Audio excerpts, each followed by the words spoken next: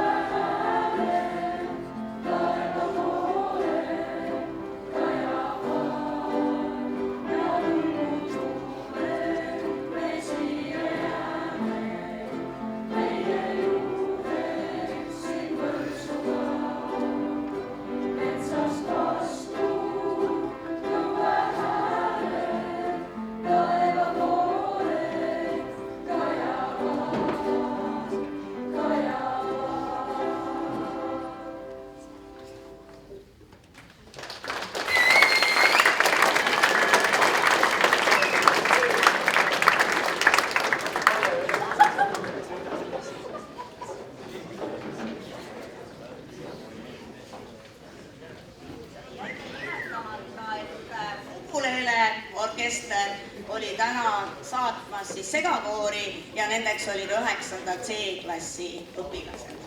Nii, nüüd aga siis palume Rene Meristet.